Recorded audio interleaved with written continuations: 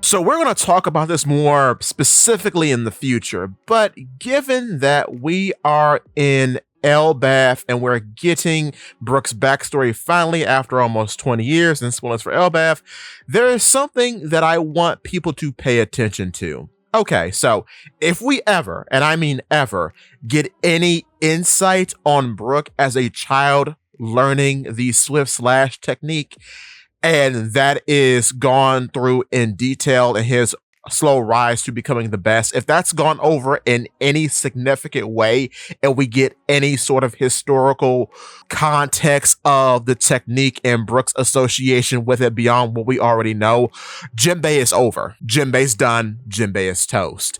And the reason why I say that is because Jinbe has been in the narrative technically longer than Brook because he was mentioned in Arlong Park, right? So here's why it's such a grand disappointment, because we don't know Jinbe's association or affinity for Fishman Karate and Fishman Jiu-Jitsu. We know nothing about him and his history with it, which is quite odd given how every other Straw Hat, even Brook in a very small degree, we know their history with their techniques.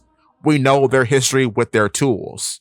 We know that Luffy trained in the forest to perfect his fighting style.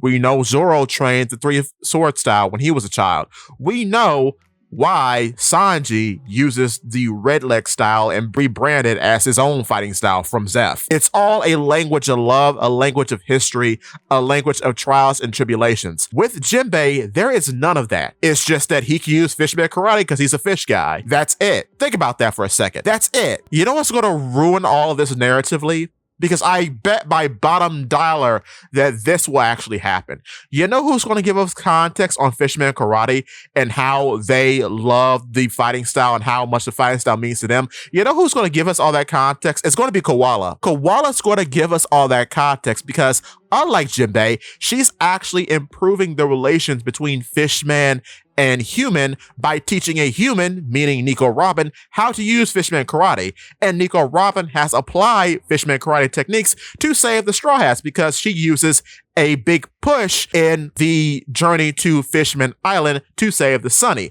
So she's already applying what she has learned from Koala. So Koala already is a better narrative example of what Fishman Karate can actually do for mending the bonds between fishmen and humans. I'm just saying. So seeing as how we see Koala quite oddly in Elbaf during the whole Loki / Zebek flashback, seeing as how we see her there, she's going to be our window into the historical significance of Fishman Karate most likely. And Jinbe will give us nothing because he'll probably be dead at that point. And we've done videos on Jinbe and on how I think Emu is going to kill Jinbe.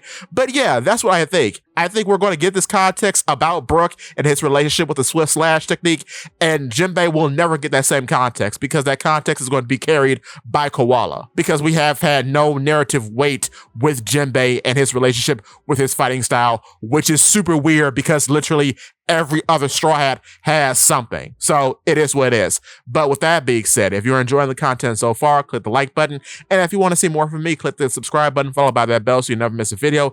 In addition to, if you could, click the hype button because it really does help. With that being said, give me your thoughts and tell your friends about Polypede. What's it?